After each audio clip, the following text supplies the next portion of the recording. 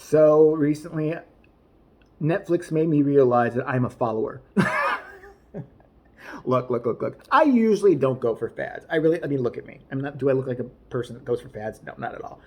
But I saw a bunch of things. Squid Game, Squid Game. You couldn't escape the name Squid Game, okay? And I was hearing about it everywhere, and I'm like, what the fuck is this Squid Game? And I wouldn't have checked it out except I'm a big horror geek, and I saw one still, like a shot of a girl covered in blood. I'm like, so maybe this is. I thought it was like some, it sounds like a Korean cartoon. Today is Squid Game, happy, happy day, joy, joy, joy. And then like five, pandas start dancing for no reason. And there's like, four Asian women go, you know, just one of those weird, like Asian. So, I mean, they've got really fucked up weird shows over there. I'm not going to lie. We do too, but they got a corner on the market with that shit. Their kid shows are shit made out of nightmares. Freddy Krueger couldn't come up with some of their kid shows. But all right, so I thought it was I thought Squid Game, I thought it was like a kid show. It turns out it is this, I think it was a 7 episode, maybe it was 9 or 8 episode thing. And everybody was talking about it. I'm like, fine, I gotta watch it. And I'm like, I'm just gonna watch the first episode. I'm probably not gonna get into it. And I was hook, line, and sinker. And yes, there's gonna be spoilers. If you have not seen it, I'm gonna be nice, unlike most other people who would just sit there and ruin it. Leave now. Here you go. Bye. Spoilers are coming. All right, good. So I start watching Squid Game, and I'm sitting there, and I'm like, I fucking love this episode. The first episode, I'm like, I'm all in. I hate that I love this fucking episode. And then it comes to the realization that I better watch all 8 episodes as fast as I fucking can, or just not go on the internet for as long as it takes me to watch them. Why? Because someone will ruin it for me. I will inadvertently, I will go on Twitter, I will go on my Google News page, and there will be a blurb, and can you believe the old man did most of it? And I'll be sitting there and just, throwing my phone at the first, Korean person I see and just blaming them for it. So, Squid Game. What it is it's kind of a ripoff. Let's not lie. I mean, this has been done before in Battle Royale and other things where a bunch of people are just forced to kill each other for money, right? There's only going to be one survivor at the end. We all know that. This is what killed me about that show, by the way. Acting was great. So you get a bunch of people. There's one main guy. I'm not good with Korean names, so I'm just going to call him Jeff. Jeff is down in his luck. Jeff is a shitty dad. He lives with his mom, and he tells her she shouldn't work so hard, even though he's not doing fuck all. And so he's like, eventually gets so bad he owes people money and all that he gets a card in the mail, which I guess, not in the mail. Somebody just hands him a card one day. They seem to know in this game if you are destitute. So basically, they go after people who owe money, who owe money to the government, who owe money to spouses, who are just like homeless and broke. They go after those people. And they say, hey, you want to make some money on some weird little card? And then, of course, they're like, yeah, sure. And they show up. They say, meet at midnight on a corner. And then, Jeff shows up midnight on the corner, gets in a van with someone in a really fun. I'm telling you, it was a gay guy who decorated this film. And he did a fabulous job because nobody else could have pulled up. Did you see the colors of those outfits? I mean, it was green, but it wasn't offensive. It wasn't an offensive 1988 camouflage green. And oh my God, did you see what the guards were wearing? Red, but not like a threatening red, like a friendly, hello, Christmassy red. And oh my God, those pink walls. Wasn't quite Pepto-Bismol, so I loved it. But it's just elaborate sets, and this guy, he gets in the van, and right away, gas hits him, and he passes out. Again, happened before in Battle Royale, but that's okay. He wakes up with a bunch of other people in green jumpsuits, and they're forced to play childhood games. The first one was a game I was familiar with, Red Light, Green Light. That's that shit where you're a kid and you're bored. Let me put it this way. This is not for millennials. This is before cell phones. We played games. There was things called freeze tag and shit because we had nothing else to do. We were basically just, when we were kids with no cell phones, we were tied to a telephone pole by our parents in the summertime and just ran around like fucking idiots off our ADD medicine. And at the end of the day, they gave us a treat and put us back in. No, but we were allowed to play games. So there was freeze tag and there was red light, green light. If you don't know what red light, green light is, some asshole turns around. You got a bunch of line of people over here. They say green light and you start running, then it's up to them to say red light, turn around. If they catch you, lurching forward or just moving a little bit, you're out. And the winner is the person who finally gets to you and taps you on the shoulder. I didn't say it was a great game. I didn't say it made much sense. I mean, you're running the taps. Okay, red light, green light. You should have played that with traffic. I think that would have been better. Like red light, green light, run out into traffic. You have to blindfold a kid, hear me out, and push them, and they just have to sense whether it's a red light or green light. Yeah, a couple kids would have died, but it would have made it more interesting. That's all I'm going to say. So Jeff, as I'm going to call him, quickly realizes, as do the other people, the first game I'm just going to describe because there's too much to describe here. They're in this massive yard, and they've got guards watching them. So they're like, what the fuck is going on? Okay, it's a lot of money. And they're told that for each person that is terminated or, eliminated from the game, they will get their money. Like, they're all allotted a certain amount of money. Basically, whoever's left's going to win like $1 billion. I don't know what it was in Korean to US dollars. I'm bad at that, so okay.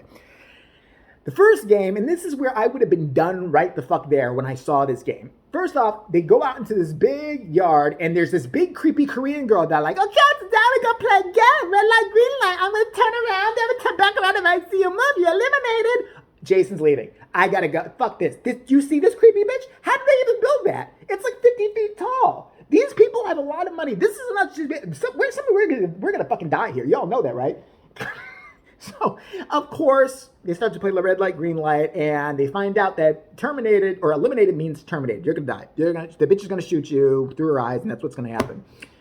There's a bunch of other clauses in they actually sign contracts in Squid Game, which is basically says things like they can stop the game, but it has to be majority rules. So they have to vote on whether they want to stop the game or not. But anytime, they can keep it like down to 6 people, they can stop the game.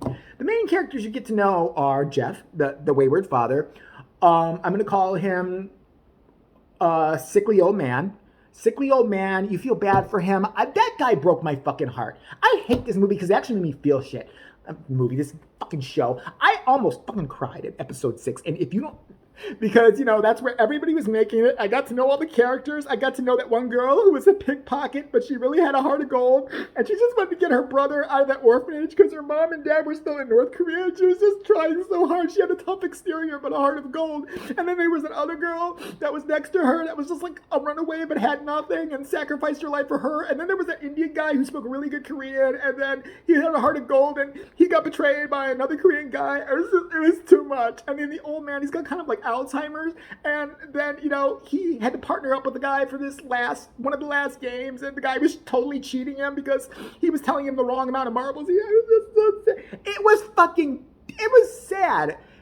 Now here's a sick pleasure that you can have that I have also. Go on YouTube, even if you don't watch the show, and watch reactions to episode 6 of Squid Game. You will see people having nuclear meltdowns, and for some reason that makes me feel better.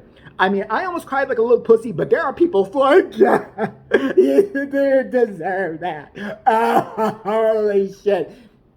Okay, they're not real, right? Look, I got a little teary. I'm not going to lie, but come on. Some of these people, why? Why is this happening? You're such a good person. My favorite is one of the group of people, and they're all fucking crying, and their snot's running down their face. It just makes me think of my childhood. So anyway, Squid Game, the games are really interesting. Here's my problem with Squid Game overall. And I'm just going to cut to the chase here. The fucking ending. We find out that the old man he's like the head of the whole thing. He's basically, you find out it's a bunch of really, really rich people who are really, really bored, and they just decided to use humans in weird games like betting on horses, but I bet on humans.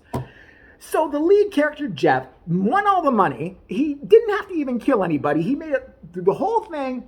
And then flash forward, he's like homeless for a year and he just leaves his money in the bank because he has PTSD.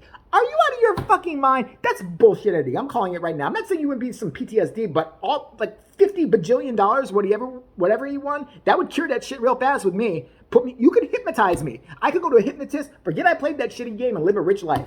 I'm just sitting there, I didn't believe it. Like at one point he has to go to the bank because they're concerned he didn't take out his money. I'm like, get the fuck out of here. This is fucking bullshit. He's got a daughter. Why doesn't he take care of her at that point? Then at the very end, you think he's getting his shit together, okay? He puts on a suit, his mom is dead, and, a bunch of horrible things have happened to him. But he's like, fuck it, I'm gonna go to America, live with my daughter. He's got a nice suit on. He dyes his hair red for some reason. Like, he has a really, homeless haircut. Maybe that's offensive, I don't know. But it's like, really, he's hagged out, okay? And then he goes to a salon. See, these are the petty problems I have with the thing. And they're like, the lady doesn't know what to do because he's like, it looks like he just crawled out of a fucking gutter. And she's like, what kind of hairstyle you want? And he's like, Jeff goes, I'll take that one. And it's some lady with poofy red hair. And all of a sudden he's coming out with sassy red hair. And I'm utterly confused. So at the end, you think he's just gonna go enjoy the money because there's no way one man can stop this because one guy tried, a cop, and he wasn't so successful. And he's getting on the plane. They gave him another ticket to like come back and try again. He's getting on the plane. He calls them up and he's like, "Hey, I don't like you did this shit." I'm just paraphrasing. I mean, my Korean isn't that great, but I think I got most of it. The fucked up you did that. You're killing people. I got a lot of money now, but I'm pissed off about it. I'm thinking about like coming over there and kicking your ass. And the guy on the other end of the line is like, "Okay, you really should just get on the plane because we're fucking done with you. Okay, you won. You have a lot of money. What's your problem?" "I should kick your ass." "Okay, well, nice. Just get on the plane. Shut the fuck up. Bye." So the game people hang up on him, right? This is the last shot. He's walking, and I knew he was going to do this shit. He's walking towards the plane, decides, fuck it, turns around with a determined look on his face and walks off. For what? For fucking what? What are you going to do? What the fuck are you going to do? I mean, they make 50 bajillion people play this game. They are so well organized. It's like an army that like runs the place. It's like literally like there's a bajillion security guards. There's a bajillion like higher ups. There's rich people who are in charge of this. But one guy is going to get in there and just, get sassy. That's what he's going to do, I think. He's just going to get in there, put his hands on his hips and be like, hey, this is not fair and I'm pissed. Damn it, this is fucking bullshit and you all should be ashamed. Okay? Shame, shame, shame. Shame. He's going to go to each one individually. Shame, shame, shame. Shame, shame, and shame, shame. That is the most unbelievable bullshit ending. I just think the director had done such a good job up to that point that he literally just ran out of any ideas. He's sitting like, "Okay, this is going to be a really good show. Okay, last episode. Old man is doing it. Okay, that's good. All right, guy gets all the money. He going to go on the airplane. And comet hits the airplane and takes him to another dimension where unicorns, try to have sex with him. No, okay. Maybe he goes to America and gets a sassy roommate. Like he's really clean, roommate's really dirty, and their heads butt once in a while, but they truly rub each other. No, he gets really mad and gets off plane. I don't know. Give me my check now. That's what I think happened. That's exactly what I think happened.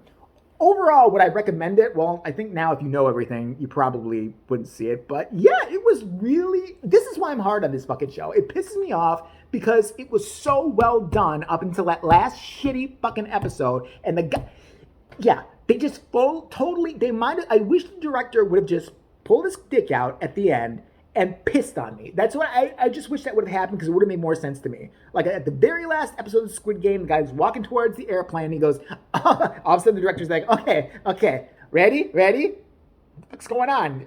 Pulls out his dick and shit like that, and I'm just sitting there and it just somehow manages to come out the screen. Open your mouth! Okay, ending of Squid Game. Would have made more sense, but I loved it. It was emotional. It was really gory, but kind of cartoonish gory, not like scary gory or whatever. And worst ending ever though. Those are my thoughts. Aren't you lucky you have